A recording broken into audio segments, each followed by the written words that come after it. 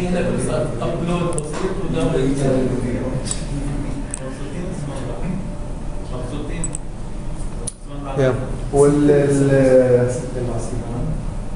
الفيرتشوال سيميوليترز يعني التلي كوميونيكيشن الان صار في اللابس هذول الريموت لابس يعني الست behind your computer and they do اللابس مثلا تعمل امبليفاير او تعمل ترانسميتر ريسيفر فيدو اللاب عندك على الكمبيوتر بظهر لك شاشه بلج الموديولز مع بعض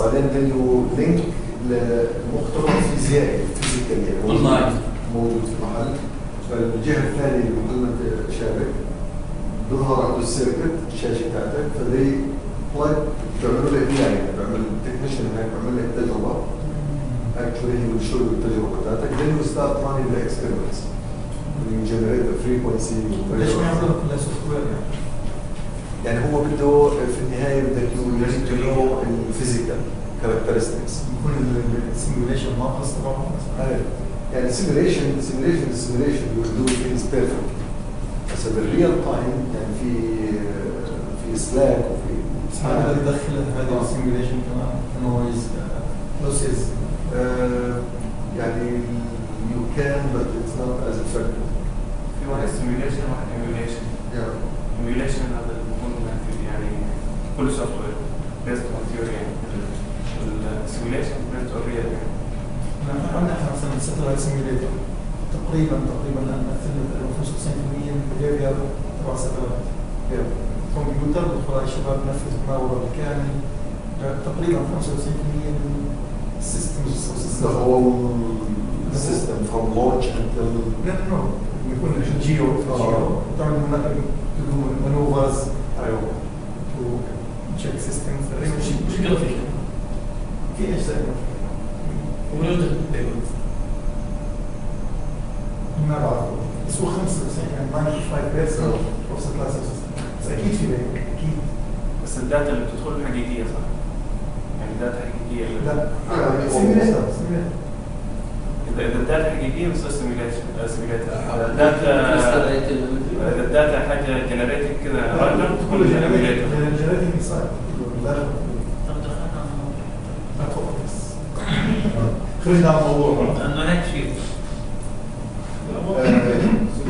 اوكي الان جزء من البرزنتيشنز اللي حكينا فيه الكيو اند اي بعض الهنتس اللي بنستعملهم بالتريننج ودائما you listen to the entire question يعني وهذا it's easier said than done يعني I yes I have to listen to the question بس الشيء اللي بيأثر عليه makes you not listen to the entire question sometimes you either anticipate يعني تتوقع شو السؤال فبالتالي بتبلش تجاوب عليه يعني تتوقع ايش بدك تجاوب او انه شايف انه السؤال قد يكون مش صحيح او مش دقيق وبالتالي انت right which is bad either way يعني we have to learn انه خلي الكويشن كامل يظهر بس النقطة الثانية بالنسبة للتريننج let's say if he's asking the question he's right next to me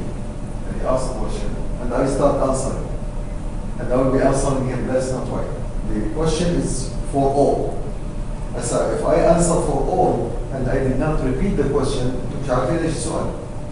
كثير من الأحيان بقول لكم شو السؤال؟ فهو اللي سأل السؤال وأنتم ما سمعتوش did not hear it.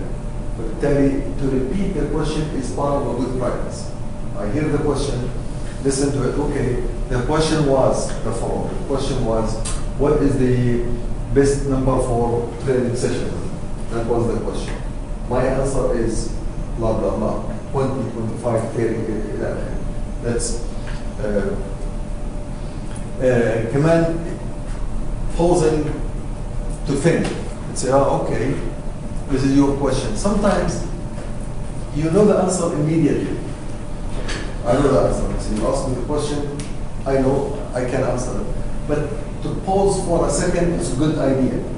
At least it gives the person who asked the question the impression, you know, I'm taking his question seriously.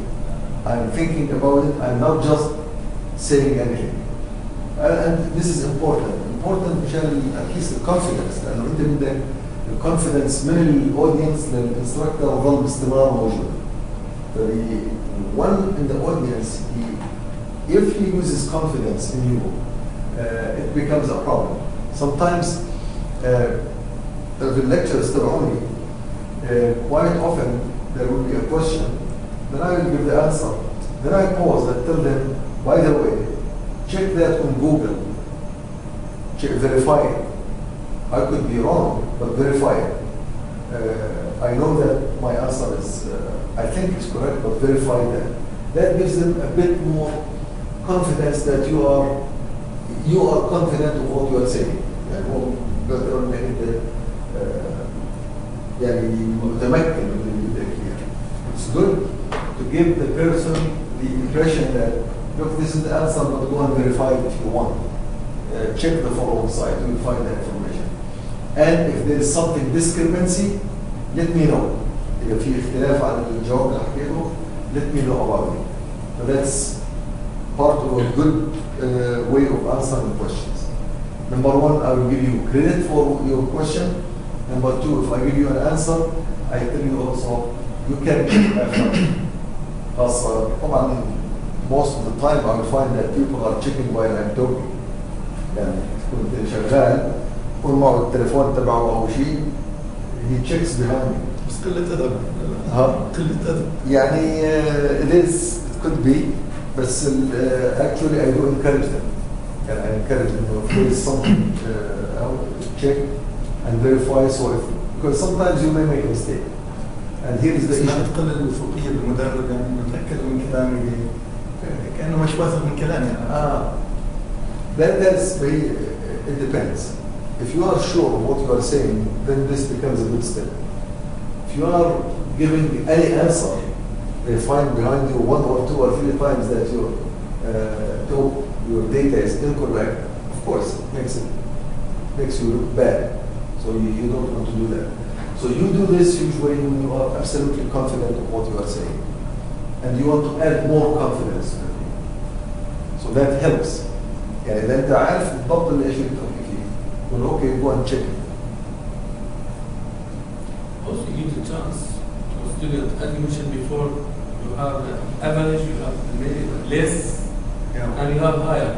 These higher people, okay, they have to use their time for something useful, and they feel they are self-convenience.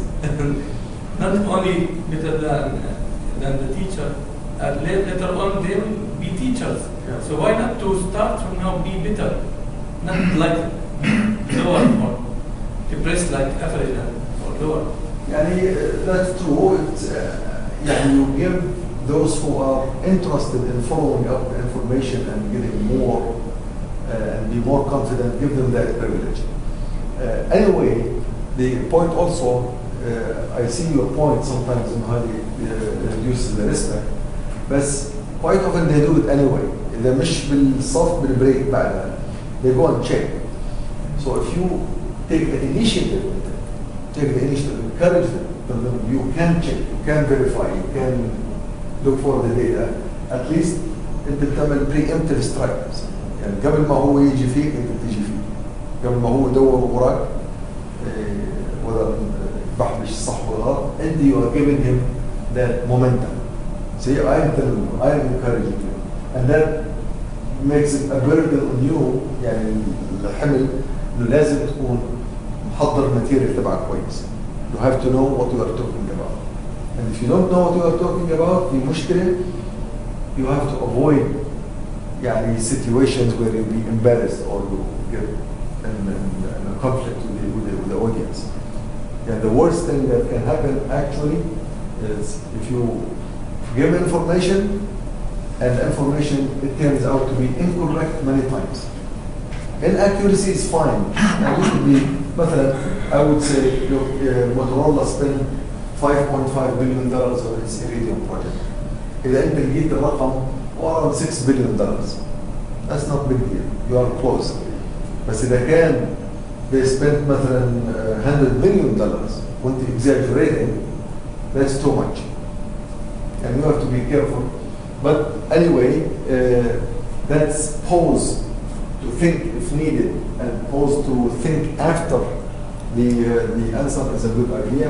You give credit to the person. Question, it's a good question. I always make the point to say, question, oh, that's a good question. Thanks for asking the question. It's good that you raised this point. That's giving the credit. It allows more people to ask questions. And then somebody asks questions, says, okay, I will answer it later. He asks question, okay, later I will do it. But later, when is later? شوي بطل حديث يقول كل خلاص later. أو later will ask.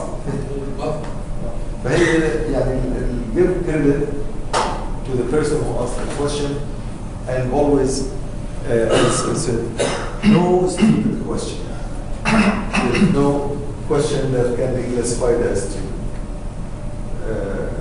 Answer can be classified as bad or stupid, but not questions. Question is a question. And that's the attitude toward the questions. في بعض الأسئلة بس بتكون يعني ستودي كويستشنز. قصة تاريخية يمكن تغير جوي الشباب. قصة أبو حنيفة كان رجله بوجهه وضرب رجله وعم يعطي درس. بيجي أحد وقال له عليه الهيبة لابس عمامة وكذا هيبة ولا ما قال له عفوا لو اجى الحج برمضان الواحد بصوم ولا بصوم؟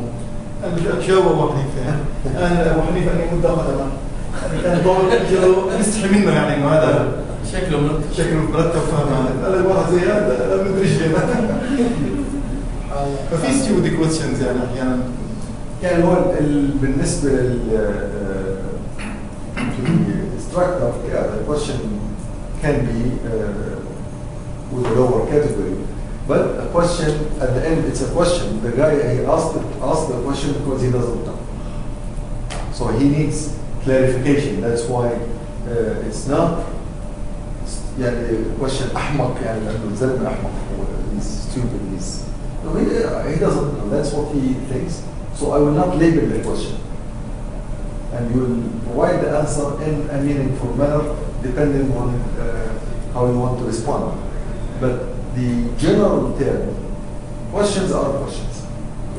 Also useful. If it's stupid, it's still useful. It's still a question. It's still useful. What I mean, that's if we ask that question, which is stupid, we will not make a laugh and joke. It's useful. You have to manage with. You have to manage with any question. You have to manage with any question. Yes. You have to manage with any question. Because it's not my opinion. That's true. Yeah. You have to. Any question has to be managed, and you have to respond in a manner that does not degrade people. يعني avoid degrading. يعني تنزل مستوى استخفاف الناس. And that's. And I know it does happen. في ناس they are good at degrading people. As instructors, يجي واحد سأل سؤال بيمسح الأرض في البهل ليش تسأل اللي سؤال. هذا سؤال سخيف، سؤال بتسأل سؤال يعني this is not appropriate. That's not appropriate. I probably will have this opinion. Oh, type of question. Okay, let me handle it. You have to handle it. Probably you can rephrase the question. You can put the question in a more meaningful manner. You can correct the question for the guy. Yeah. And then you do the answer. Say, I think this is what you meant. I think this is what you were asking, trying to ask. So at least always try to raise the level of your people, not put them down. That's the idea. واحنا كمان هون يعني لما نحكي عن culture sometimes اللي هي بسموه الاستعلاء superiority استكبار. It happens. It's there. So we have to be careful. Sometimes there are stereotypes. Stereotypes يعني هو مجموعة من الناس هذول يعني ما بفهموش stereotype. This group of people فلاحين شو فهمهم هو these are peasants. هذول الناس مثلا متخلفين. That image, that stereotype should not be in the mind of the instructor. Absolutely. And I gave lectures, training sessions in many places in the world.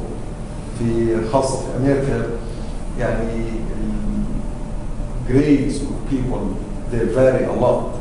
The grades يعني في ناس they are considered intelligent, some people stereotypes about them, they are lazy, stereotypes, they don't want to learn. So that can impact the instructor. أو حتى أحيانا بلاش في أمريكا. أنا درست في الأردن في جامعات خاصة وجامعات حكومية. Private and public.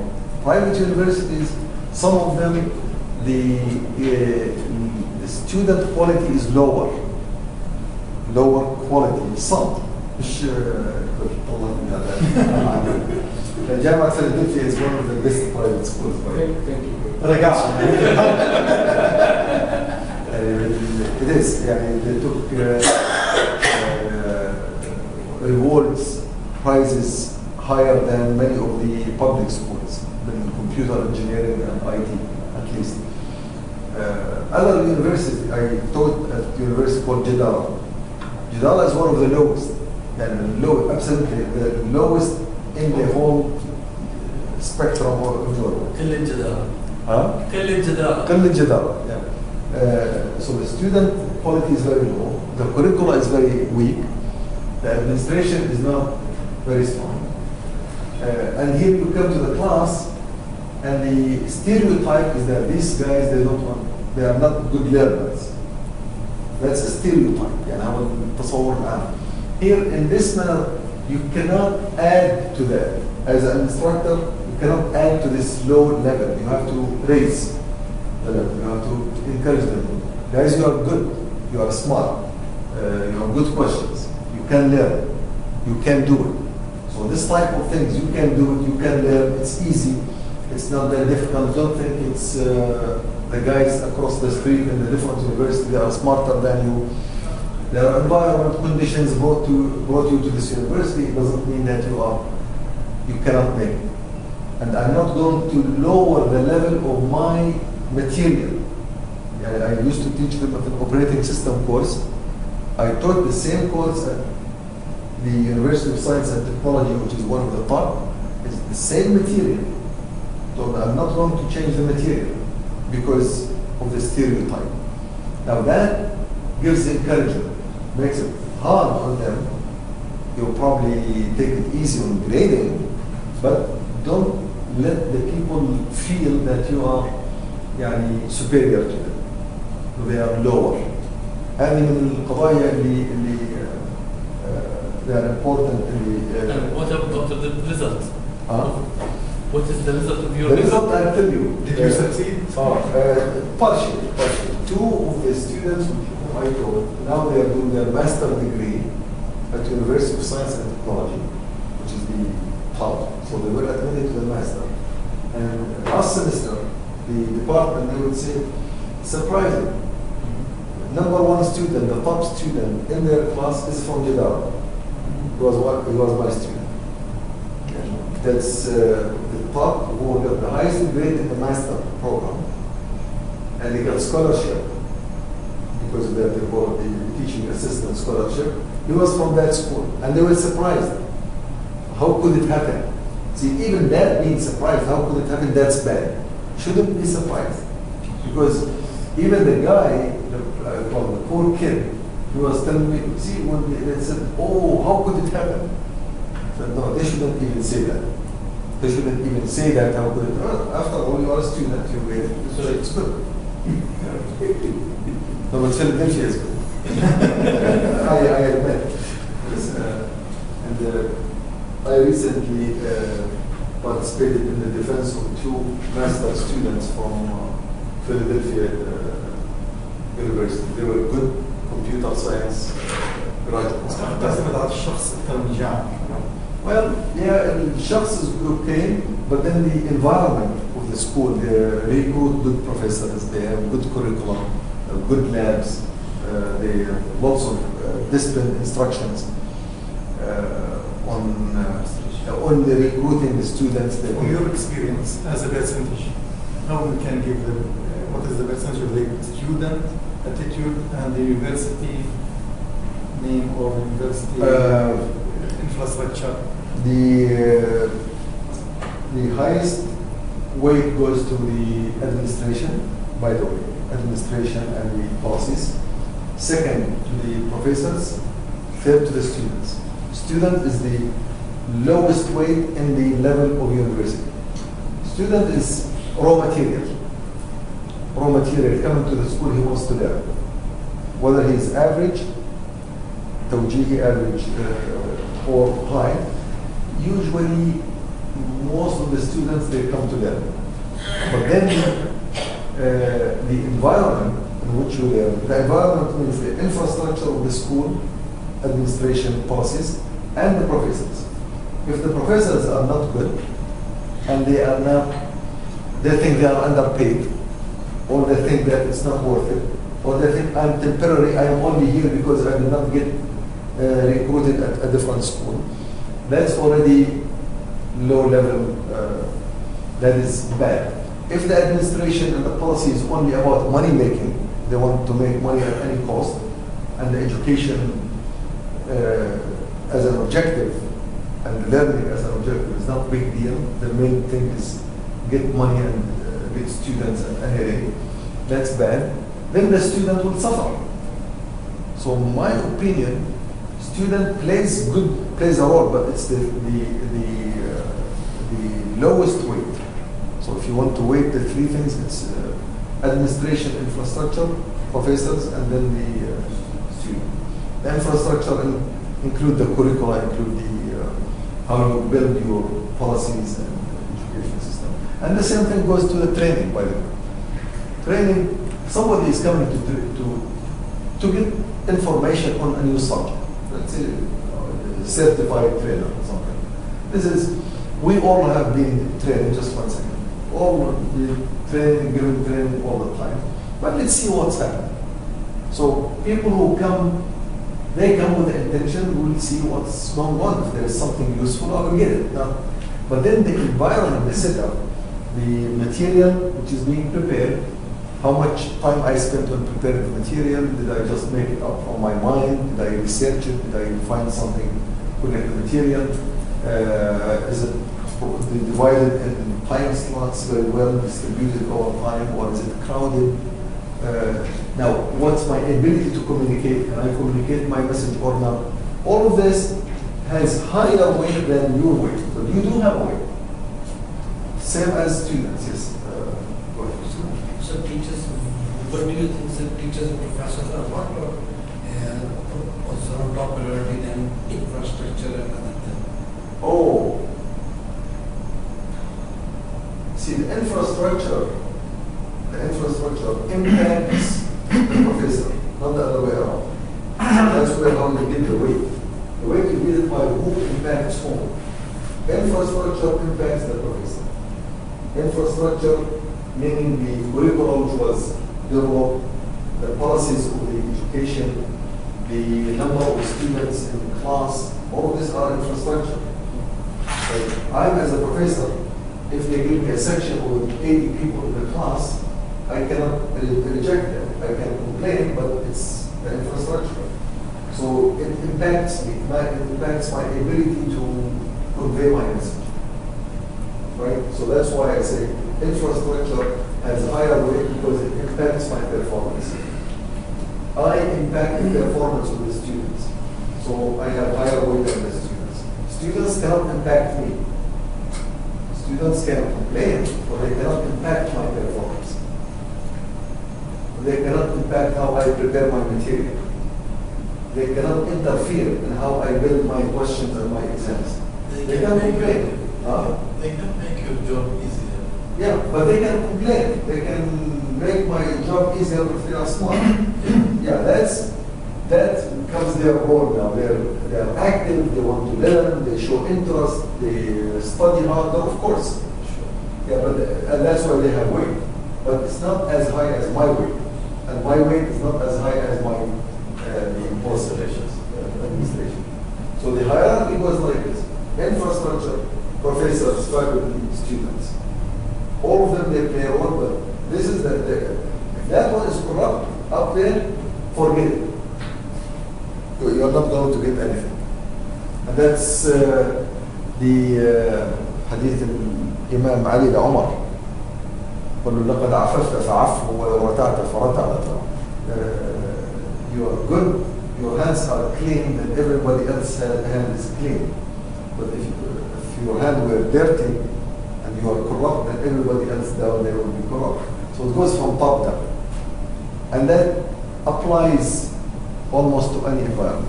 تشطف الدرج من فوق مش هيك؟ جرب اشطف من تحت لفوق بضلك طول اليوم تشطف. Yes, go ahead. We were talking about constitution and how to read, to rearrange the constitution in Nigeria in debate, open debate in TV. سألوا واحد شيء بدي أسأل والله أنا أحكي بالعربي بعدين أنا واحد ما يجوز كبير ما بده يحكي وعارف إنه البلد فيها قال لهم شو هذا؟ قالوا عاصم قال لهم قطعوا جبنيه قال لهم مفهوم قال لهم خلاص قطعوا جبنيه يقول لي Good, that's it.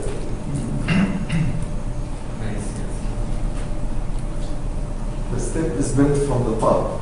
So that explains it all. So you don't have to spend too much time fixing it. Now, on the answer side, the hints are always tell the truth. Even the truth is that I don't know. من قال لا أفتي إلا أدري فقد أفتى. I don't know is an answer. It's a true answer. Bluffing, as I said yesterday, bluffing can take you up there but cannot keep you. You can bluff, but it doesn't help all the time. If you don't know the answer, try to get it. Say, okay, I don't know the answer, but I will see if I can get it. But if you promise to get it, get it. If you say, I will get it, you will get it and come back with the answer. Don't say, I will come back with the answer and don't come. You may come back, say, I couldn't find anything. But at least get the feedback where it belongs. That's important. Answer directly to the question. And sometimes you have a question, the answer becomes a big story. You are not answering the question. Well, politicians do that. How many times you have seen a politician answer the question? He answered, but different. Different. Not that. But in the training, we are not politicians. Training is about technical know-how, about technical knowledge. This is not political debate. This is not election. So be direct, answer the question. You don't know the answer, I don't know the answer. But don't go around, don't beat around the bush, as they say. Refer to your speech or to the notes. If the answer is in the note, let's say if someone asks questions like the point I was making yesterday on the return on investment calculation and formula. Someone asked a question, I can refer back to that slide. I say, let's go back to the slide. Let me show you what it is. I can answer it right away, but if I go back and say, oh, okay, what were the main points of presentation? Introduction, main presentation, summary. Instead of saying that, I can go back to the slide. I say, this is where it is. So at least to make it confirm that it's part of the material and there is the answer. That helps sometimes reconfirm the message.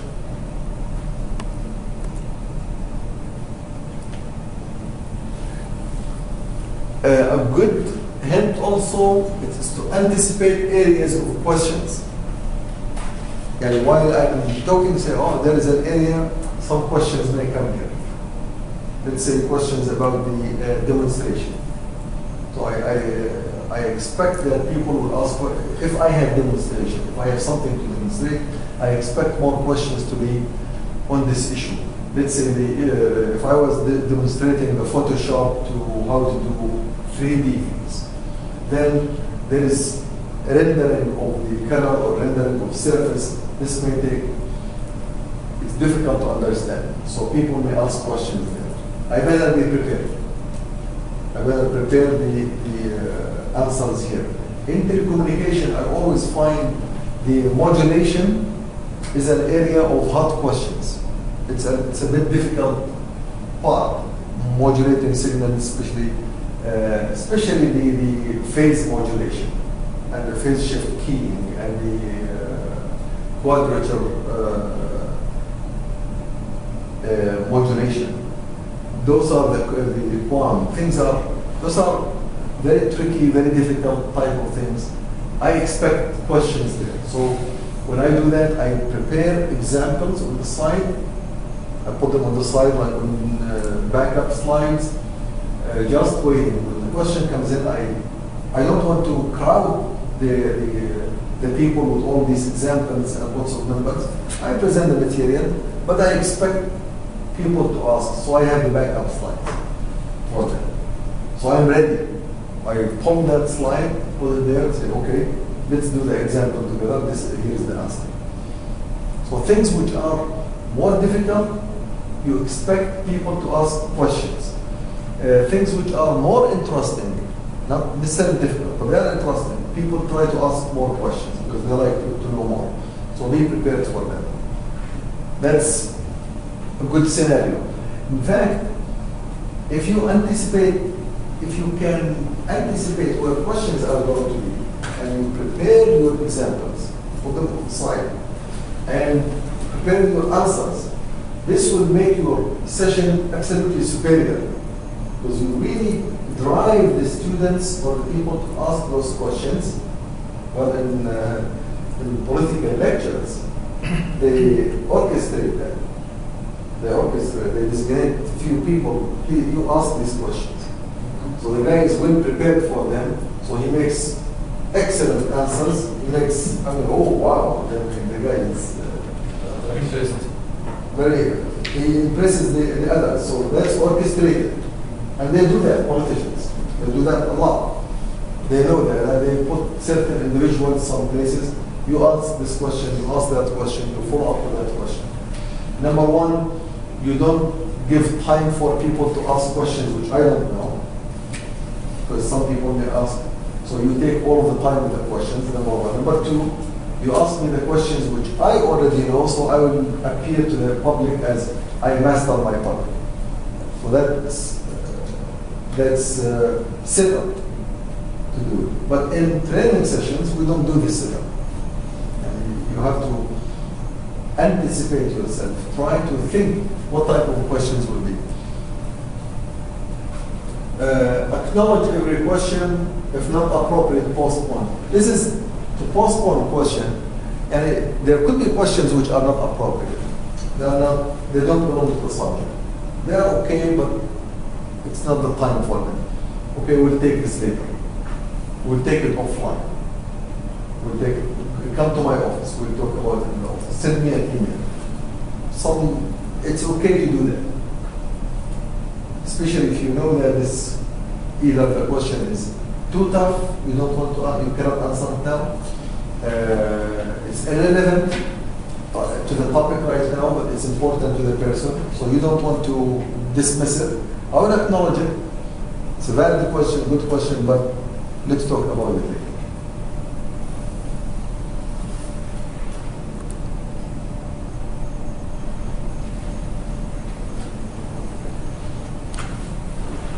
Now, some of the training sessions, they involve problems. Some involve problem solving. How to remedy interference. Interference is a problem. It's an ongoing problem. It's a problem that's growing. So let's talk about interference and how to solve interference. How do you investigate the problem?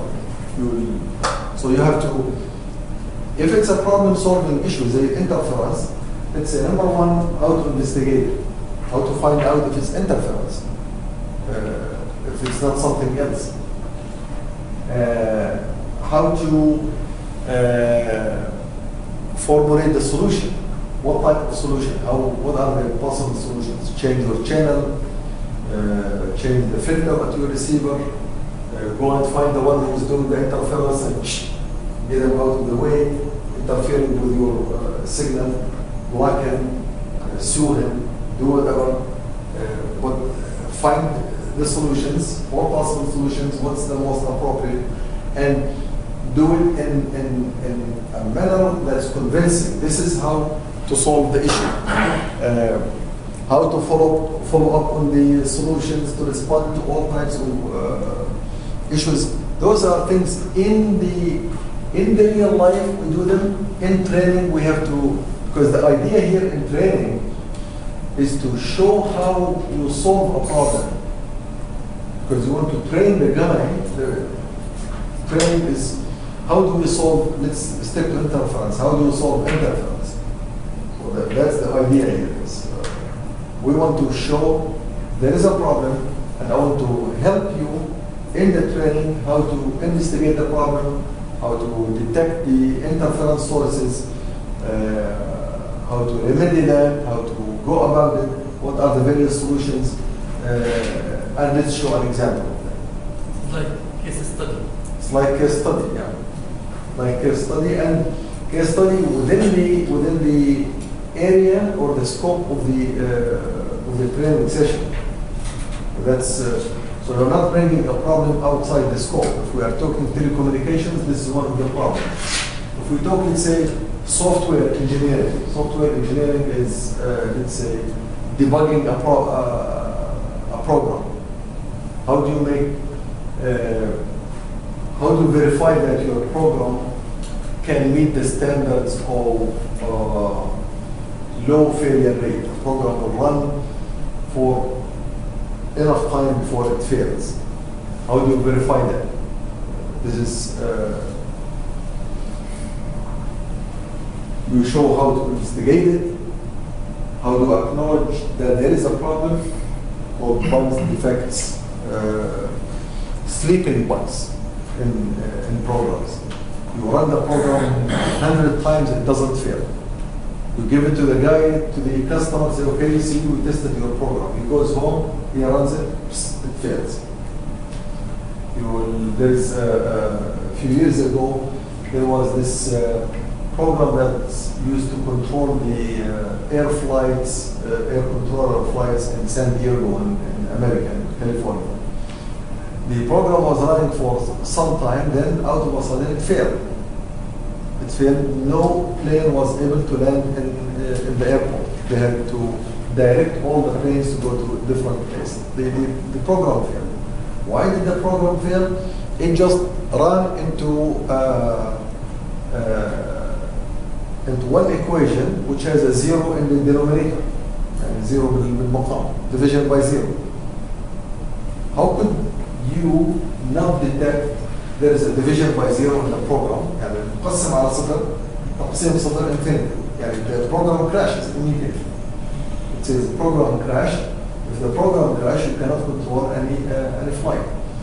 So the division by zero, how could this happen without you being able to detect it over the last 5 years since the program was installed? It's called the sleeping bug.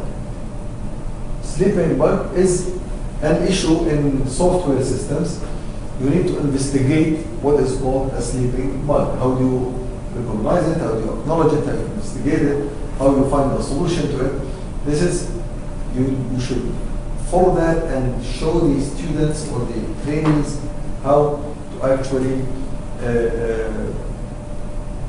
do this problem. That's an issue in the training.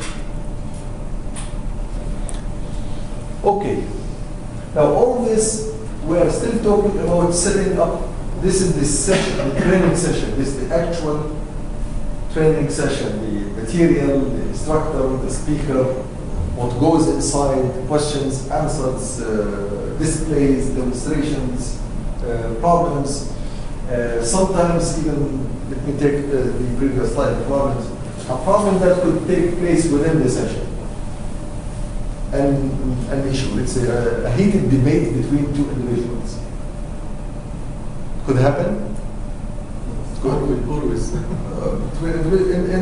the session الناس جايين يتدربوا مع بعض من two different departments. واحد حكى شغله, somebody said something. Then, no, that's not how we do it. No, this is how we do it. Then out of Mazana there is portion.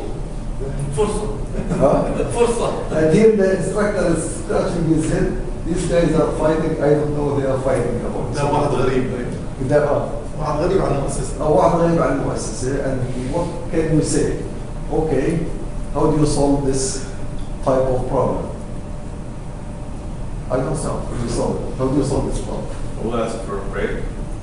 Okay. Then دقيقة ونتلاقى. and then you could like highlight some like opinion that at least cover two description. That at least if they are talking Yeah. partially right. So you want to involve in their debate? No. Right as well. It's something that is having like feedback at my side. I could like put example that cover both sides debate. Just like the closer. So, Break will not solve it because with a break they will still debating. Debate outside. Because you take the Yeah. debate to the tea. Okay. I prefer I leave. Huh? I am instructor. I leave. They will You eat something leave? wrong. Yeah. I make myself. I didn't hear anything, and I leave for a while. Let them understand what's going on. They are coming for what? Let them remember, and I come back. Oh, sorry, because I was having something. Okay. As trainer, I impose my presence. You have to stop this debate Yeah. because we are out of spec. If not, you go outside. Boom. Okay. That's good. What do you do? I felt like that. Call that guy.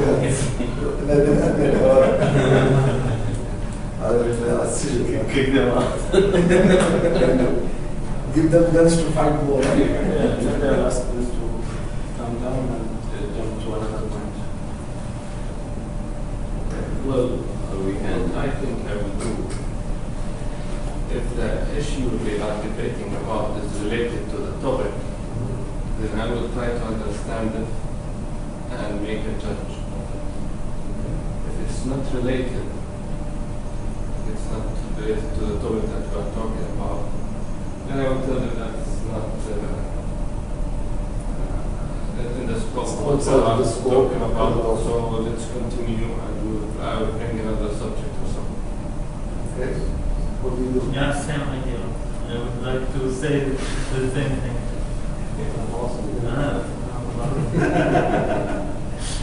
What do you do? So I'm trying to submit the situation. If it's relevant to the subject, and if not, then same as our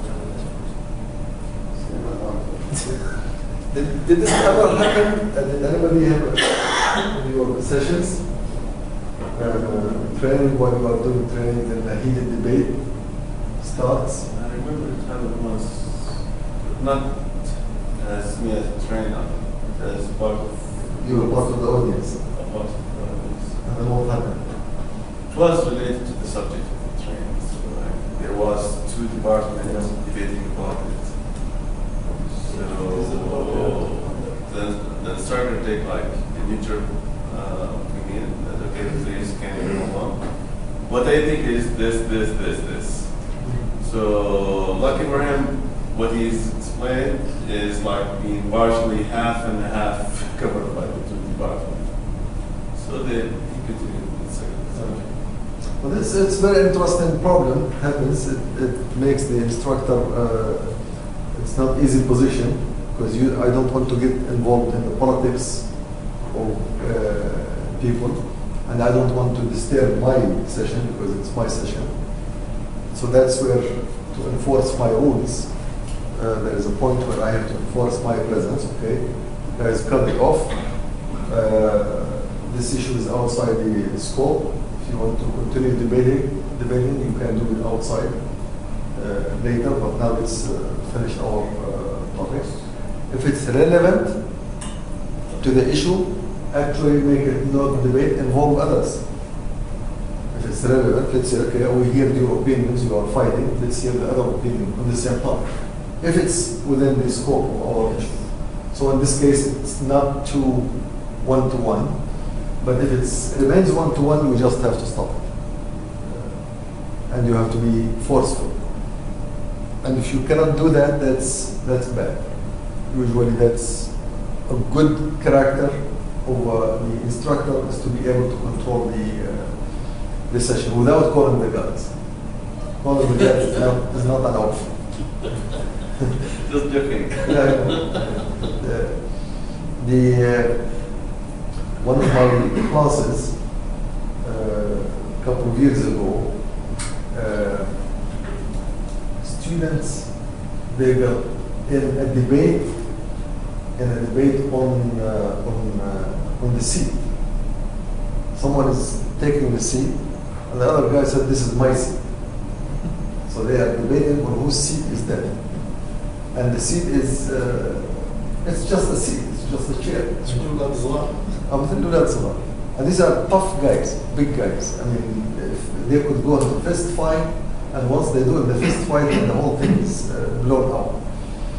So now, the issue is, how do I stop that first? And I'm talking to the guys, they are not listening. They are debating, oh, this is my seat, no, this is my seat. So I took that seat. The seat is, fortunately, it was a chair that moves. So just leave me, excuse me for a second. So I took that chair, the seat, and I moved it to my place, to my table. So the seat is no longer there. There are two seats now next to my chair. I told them, now you guys both sit right here. Of course, they were embarrassed. No, this is your place. Okay, it's my place. Why you guys are debating? And I offer you better than this place. So that was at least a stop for a while. Later on, I knew that they were fist fighting outside the university. Yeah, but it was calm during the class. Sometimes you have to be quick, do something quick, unexpected to them, to take them at a surprise so that you can stop the heated debate. But those are some type of conflicts you have to face and always be ready for them. Now, other things to consider: time constraints, 8 o'clock, plus minus, time, traffic, leaving earlier. I was giving my previous 2 workshops here. I gave one 2 weeks ago for the Ministry of Defense. The first talk about the time constraints and the schedule. So we have our schedule ends at 2:30. First thing that comes, dear doctor, can we finish right after the Dhuhr prayer? So we want to change the schedule, leave right at 1 o'clock. So we don't want to stay until 2:30. So those are compromises, debates on, okay. I say, no. Time schedule, this is beyond my scope. There is a setup, there is something that I cannot play with. So we have to finish at 2:30. Maybe we can finish earlier. I will give a test evaluation at the end of the day. If you finish earlier, then you leave. But you start the evaluation test at 2. It takes about 30 minutes plus minus. If you finish earlier, you can leave. No compromises there. Breaks, lunch, those are flexible. Because the breaks are meant to make a break. If we are scheduled for 10:30 break and we break at 10, it's okay. So those things are should be flexible. Lunches, interruptions. Interruptions are enormous or are numerous. متعدد كثير. Interruptions can be phone calls. Somebody, the phone starts ringing, and then you feel obligated to respond. That's interruption from the instructor or from the audience. Those are interruptions. Interruptions can be, like in my previous training, I used to get interrupted at least once a day by the organizer of the workshop. Here, Arab Cell did not interrupt or interfere at all. But on the other side, it was شركة تقنية, space تقنية. Every day, at least once, I get interrupted by the organizer. Actually, he apologized for that. Upset, he apologized for that. He can't attend because he has But at least that's lack of less interruptions. Because if he comes in, he will come in and say, I have a few minutes. Okay, those few minutes, just a few minutes could be a break. But that's interruption. Usually, the organizer should wait for the break. Wait until it's a break, then and say, okay, can I take a couple of minutes from the time? So interruptions are not good, just like interference. Interference is interruption. It could be intermittent, which is temporary, few milliseconds, frequency comes in, hits you and leaves. It's interruption that interrupts your signal, interrupts the data flow, kills your throughput, and then as if nothing had happened. So interruptions are not good. Do not disturb on the door, which is, you don't have to write it, but it should be known. It's a lecture, is in session, please do not disturb. In places, some of the interruptions I used to get recently in my the university. In our university, the classrooms, they have air conditioning in the summer. It's a little bit hot, so they're conditioned. The corridors in front, they are hot. So here is the room, it's cool. The corridor, it's warm, it's hot. Students will be passing by and they feel the warmth. So one of the interruptions, they open the door for a few seconds so that AC, the cool air will go there. They will cool themselves for a few seconds and leave. It's bad interruption. For a few times, I didn't understand what's going on because that was my first semester. So I see every now and then open the door and leave. Then I ask one of the students, could you please close the door? Because it's noisy. They close the door. A few seconds later, somebody opens the door and moves.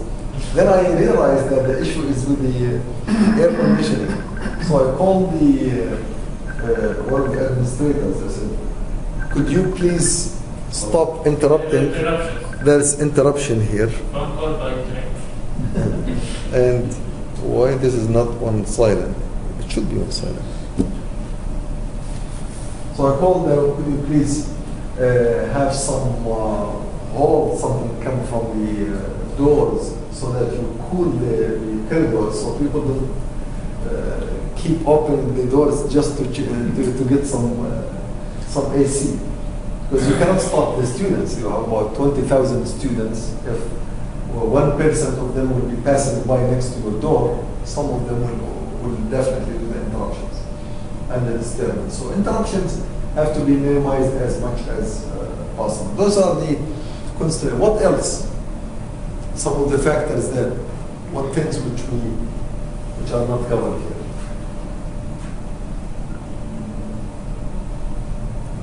I mentioned about the setup of the tables like this.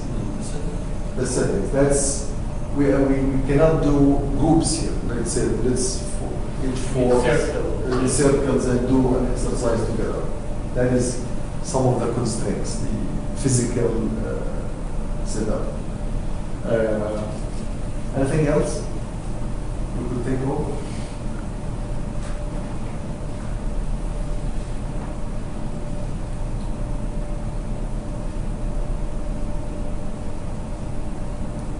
I think that's all I could think of. I have a question regarding the training itself. Are we going to practice any presentations or? The last day we will do it the full day. We will build a presentation together with some material, and let's sit up and do a small presentation with let's say 10-15 minutes presentation. One by one. One by one, you mean? Either one by one or group. Let's say we are 10, we can do 3 groups to do that. Each 3 will do that. That's the plan, to pick a topic. We designate the topic. Let's say we split the complete presentation with introduction, main, conclusion, summary, very tight, very short.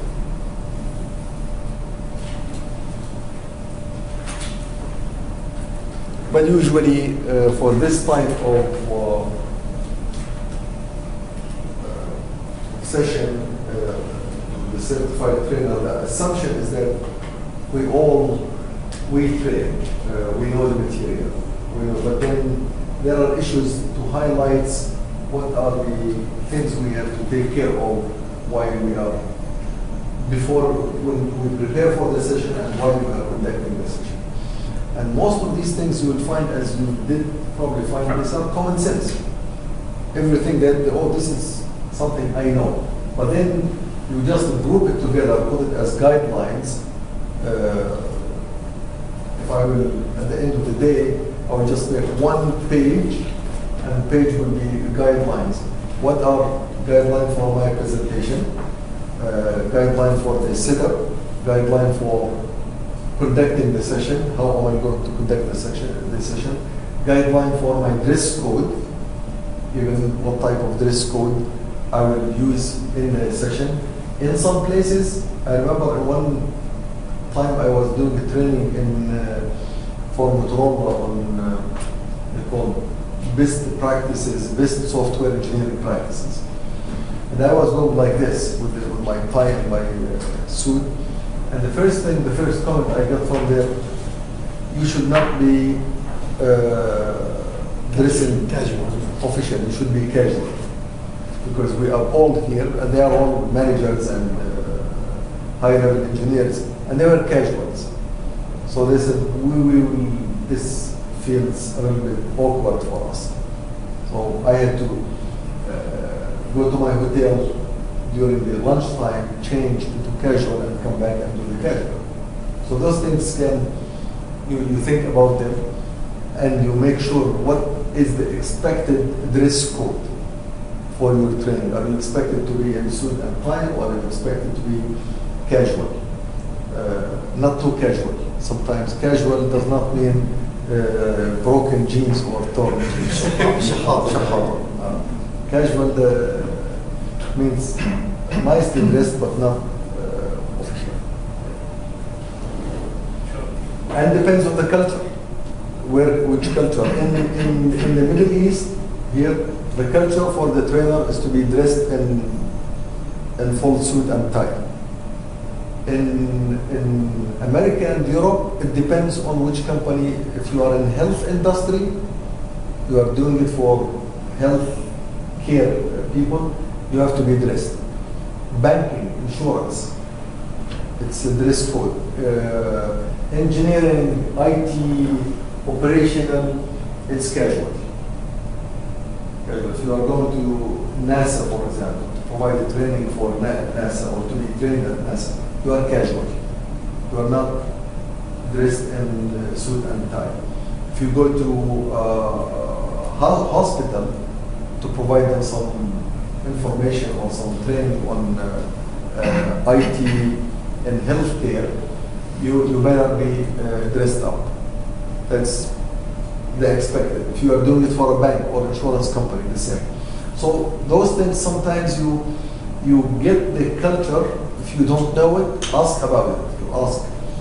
Sometimes you will find it at Google. What's the dress code for the following environment? They will tell you. For men, for women, for what's expected, what's not expected. In some places, the issue of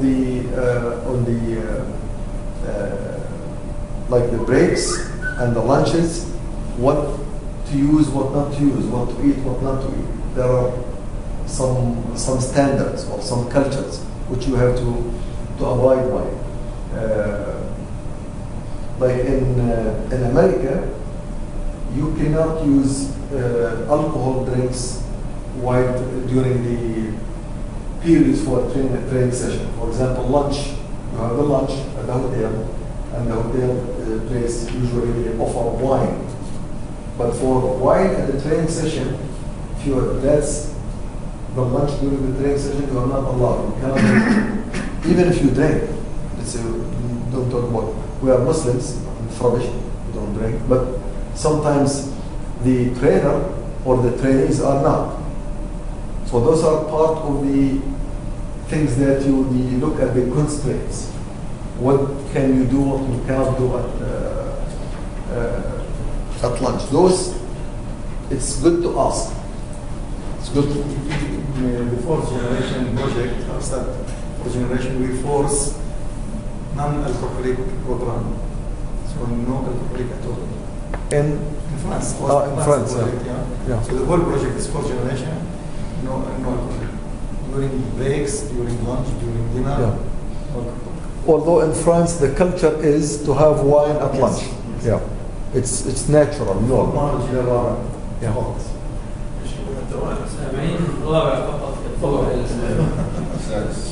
اللي هو الجيل الرابع. الجيل الرابع من الاخوان هلا الجيل السادس. لما نصنع الان يصنع الجيل السادس من الاخوان. ايوه. الجيل الاول والثاني الثالث والرابع والخامس يعني قصدك مثلا فلان ما حكيت هو انه الكود there is a code. Yeah, there is a code. You can force your code. You can enforce your code. your dress code, your alcohol or not alcohol. Yeah. What about present or celebrating or party after the finish or something? Even the bar, we force it, not alcohol. No, I speak about different. Different. I will not stuck. Again, there is. It depends on the culture of the environment in which you are giving the session or taking the session.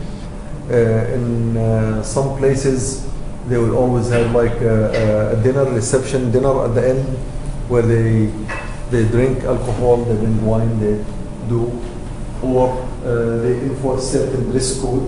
You have to be aware of that. When I go for these training sessions, I always mention that I cannot be at a party where there is alcohol drinking. So in fact, I remember last year, or it was already 2 years ago, we had this big training session and I was involved in it. And so the reception was a party, dinner, and of course party and the dinner they have the drinks. So I told them I can't. I'm not going to attend as long as there are drinks. So then they said, can we do a compromise? I said, what's the compromise? Because they want to give me an award. So there is an award for the trainer. It's just a certificate, something. It's not a big deal. We have to present you the award there. I said, okay. As long as I'm there for the award presentation, and for the first part of the reception, there should be no alcohol, then we leave. I leave, then I have some other Muslim brothers with us. They will also leave, then later you can do whatever you want. So they asked, can we split this? I said, oh, of course. I cannot impose my culture all the time. I can impose my ideas while I am there. My idea, I cannot be. Now, the only problem was that we do the award after. I said, well, I cannot come after the drinks and take the award. So they had to change the schedule. So we came there, they made the speeches, they presented the award. We had some tea and coffee. And then while we were having the tea and the coffee, I noticed some of the colleagues that are not the drinks. They are looking all over. They are looking for the wine. There is no wine. And they were surprised. They thought that there is no wine at the party. But when we left, of course, they had all that. So, but that's part of the constraints. You can enforce your own rule. If you cannot enforce your own rule, then you can say there are things which you can skip. And the rewards, gifts, that depends on again, on the culture, but it's not a good idea for the instructor to take gifts from the audience, from the students. The students are there, some of them they will present a gift to the instructor, that's not a good idea. Usually, I would say no. There's the organization is preparing some award or a gift or dinner, whatever, then it's fine, but not from the audience, not from the students. This becomes, it is part of the constraints which I did not mention here, but that's good to really come. And sometimes it depends on where you are. You will get a good relationship with the audience, with some of the students or the trainees, and then you will offer a gift or an award that should not happen. In fact, it's very interesting. In the United States, if you work for a company, you are not allowed for training to receive this is called honorarium fees. Here in the Middle East, it's open. Everybody takes fees for training. Although I work at the university, I'm paid by the university, I get a salary. If I leave to do a training, I'm allowed to receive a fee from the Arab set or informal or whatever. In America, this is not allowed. If you work for a company and you get invited to give a training session, they allow you to get paid your expenses only expenses. If honorarium will be paid, it has to go to the company, and the company may accept or reject it. Now the company, a couple of $1,000, it's not a big deal for Motorola or Sun Microsystems, this multi-million-dollar company. Usually they reject it, they don't accept it. But it's not allowed for an individual to take fees. They consider this to train, to transfer knowledge as part of your duty. You learn at our company, you transfer knowledge.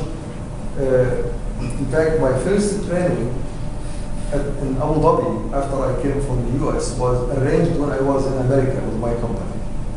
And the arrangement there, I explicitly wrote, I cannot accept fees. And they were happy, of course. Someone is coming to give us training for free, which I did. So when I did the training, I was already in Jordan. So the guys, they told me, now you are in Jordan. I said, well, contract is a contract. I already told you it's free, it's free. Because I signed the agreement when I was in the US. Then I left the US, came to Jordan a couple of months later, did the training. Based on American rules, you cannot accept fees. While you are at work, if you are freelancing, you have your own office, fine, get whatever, this is your job. But if your job is with Motorola or with IBM, IBM does not allow its individuals to take fees or what's called honorarium, which is a good policy.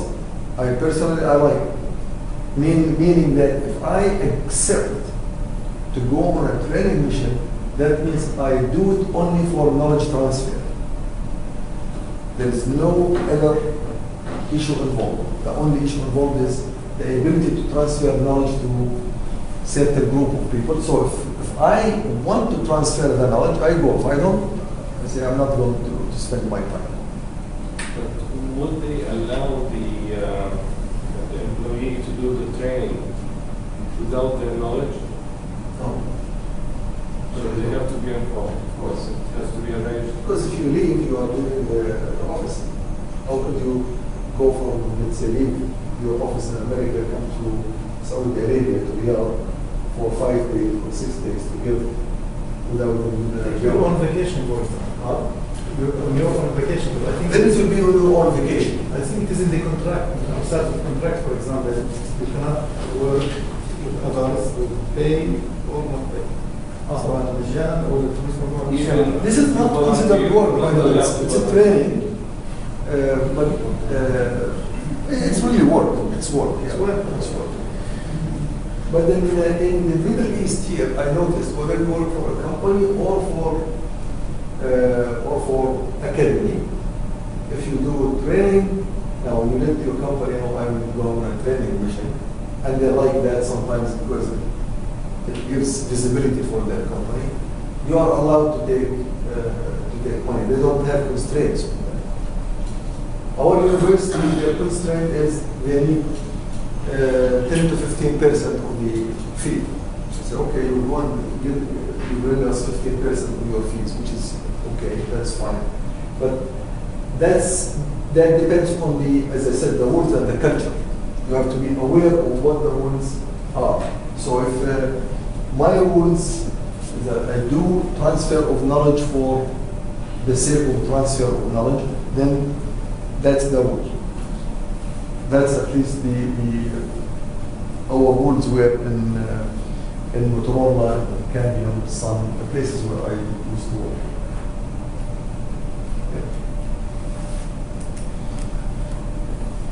Now this is have all students present. Present means make presentation, talk, whether question, whether answer. Make sure that you get everybody to talk at least at one point of time. وإلا بناموا. These are some of the issues that you need to worry about. Define the setup in advance, like this room. I should be aware what type of room I have before I go to the lecture hall. If it's in my facility, I choose the lecture, I choose the room, the hall. If there are training halls, I choose which one is appropriate for me. If I have demonstration material equipment, I need a place to put the equipment at. So it has to be well arranged. As a trainer, be early, don't come after the class. The students, all the students here, sitting waiting for 10-15 minutes and the instructor shows up 15 minutes later. That doesn't look good. Try to be earlier than your people, but you cannot be earlier than Rafiq. Yeah, Shafiq. Probably he sleeps here. Always make him find him. I was before him. Oh, today you were before him? I saw him before. So you were different place? In the room. Because when I walked in the room, he was the only one. When you come, I was sitting close. You were in the room. So when I came, I didn't see you. So He was- you were around. He was invisible. You were invisible. There. So I cannot be both. That's true.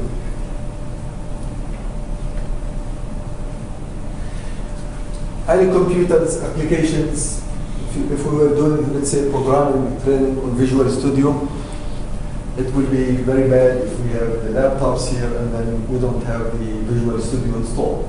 If I was going to teach or conduct a training session on C#, let's learn C# using Visual Studio or C++ or SQL Server, but then we don't have the Visual Studio installed on the computer. We were doing 3D training on 3DX or 3D Max or Photoshop, and we don't have it installed. That's not appropriate. And then call the IT manager if somebody comes and wastes a couple of hours just installing the software. That doesn't look good. So make sure that all these applications installed, files and training materials, prepare them on the table, ready for the people in bags or in, right on the table. These are logistics. See, although the trainer in principle should not worry about these things. In reality, this should be taken care of by the training office. If I'm at ArabSat and ArabSat has continuous training for local engineers or for externals, then there should be an office responsible for the training. They should take care of all these things. Now, as a trainer, I just have to make sure it's done. I should not take it for granted unless it has been done continuously, and every time we start a new session, oh, all the tables are fine, all the material is there, everything is okay, so you stop worrying about that. But in general, there has to be somebody responsible for these things and make sure that all the logistics are in place.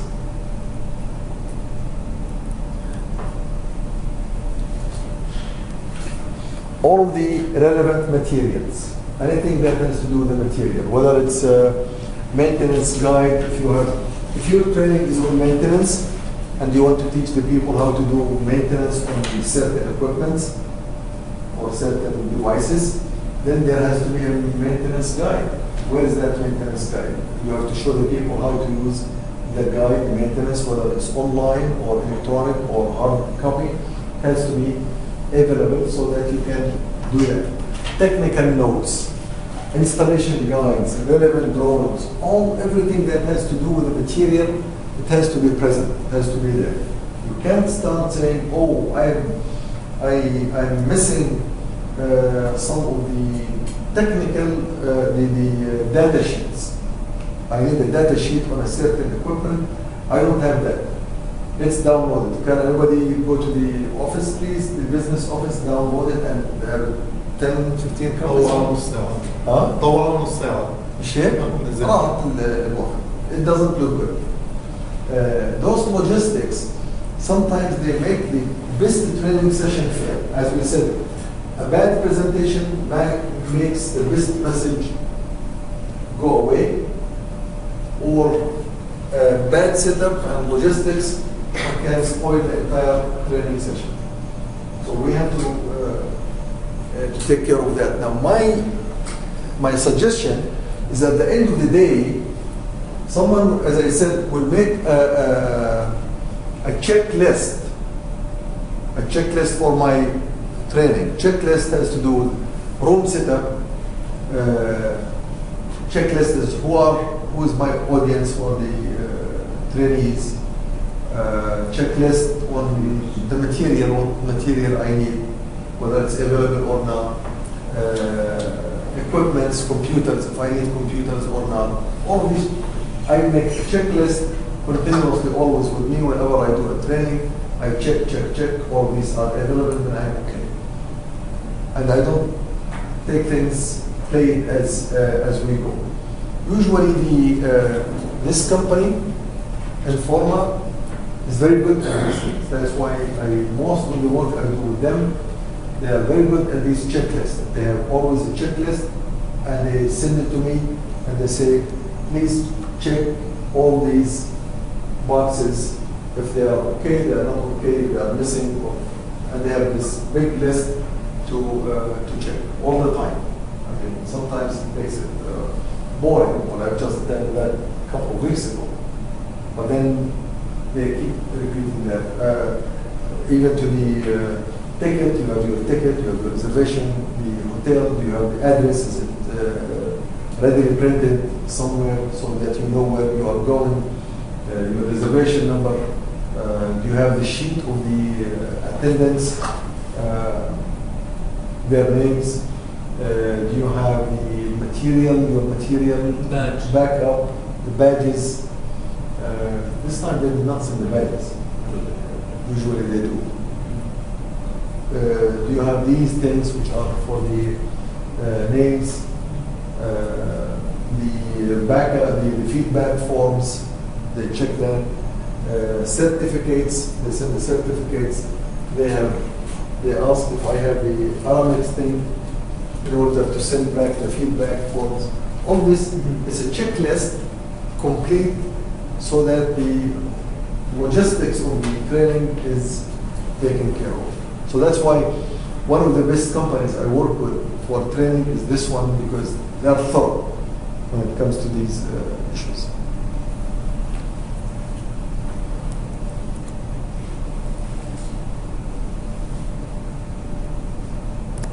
Okay. Summary.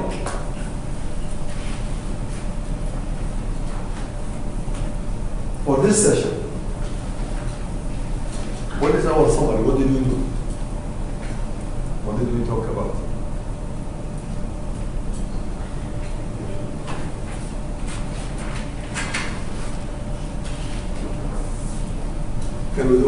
quick summary.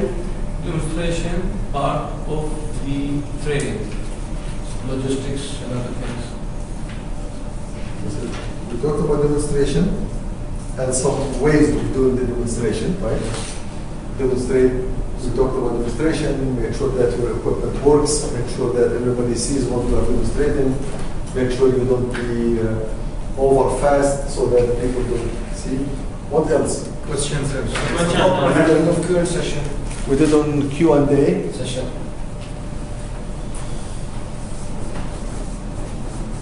also. Training materials. Training materials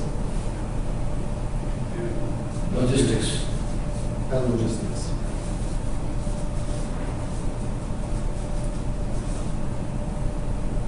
And constraints.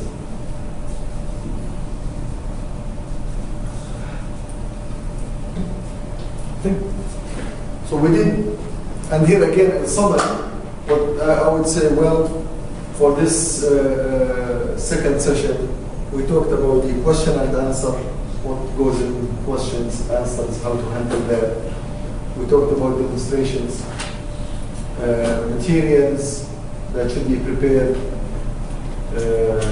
all types of materials, all logistics, anything that has to do with the setup environment, lighting, checking all these things, projectors, and the constraint, something like schedules, breaks, lunches, dress codes, all these constraints that have to do fees, money, gifts, rewards.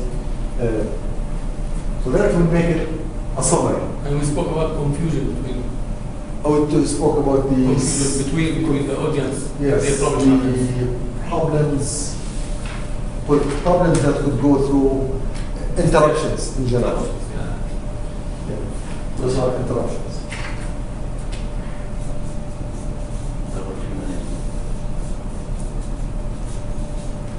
Including debates, heated debates, fights, disturbances, all these, anything that can add noise to the session. We talked about that. That is a summary. Now, if I would make a conclusion of this before we break for prayer, what is the conclusion of this? I want to make a sound conclusion for me as a trainer. Be prepared for your training. And look Be prepared, fully prepared. and be ready for the details or conclusions. Be ready for the have all the details, even if you don't talk about them, be in your pocket for questions. Yeah. Exactly. Yeah. My main thing here, have a checklist. Build your own checklist for your training session. Make this checklist on your computer. It's like a checklist. It's a template. You check things before you go into your training. One day, one night, last thing before I go to my training. Is everything ready? Do I have my room?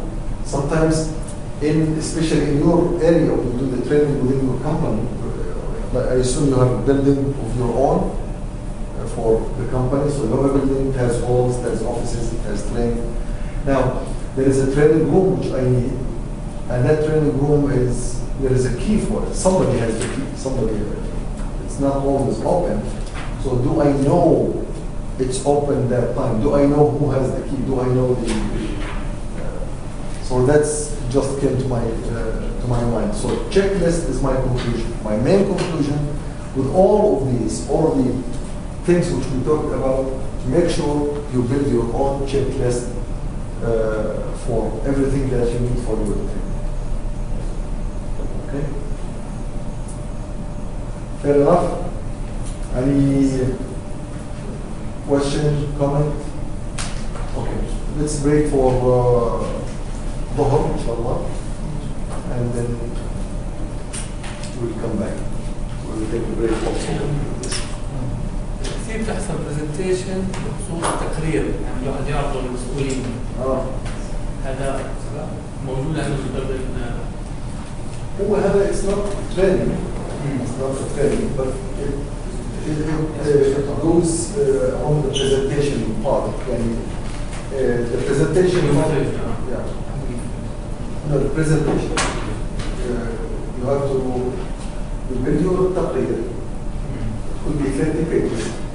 But then you go and present it to your boss within a committee. You know, first you send the material, the whole taqrir, but it's not hard. Then you want to highlight the main points. So you build a presentation from 10 slides, depending on the time you have. Let's say if he gives you 15 minutes, so you have to present 30 pages in 10 to 15 minutes. So here you will put the main points, main conclusions. And they say 2 minutes elevator talk, but this is 10 to 15 minutes taqrir. And it fits in our talk in the presentation part. But the presentation now is not for training, it's for boss, it's for taqrir. هذا بنقول وهذا يعني زي ما حكيت it's easier said than done. عندك 30 صفحة بدك تحطهم 10 سلايدز. انت بدك تحط كل شيء. في البداية يكون كل شيء مهم. بس في نهاية المطاف بدك تشوف انت ايش اللي انت بتظنه مهم. بدك تختصر اللي هو المهم. يعني شو المهم لإيه؟ يساعد اتخاذ القرار.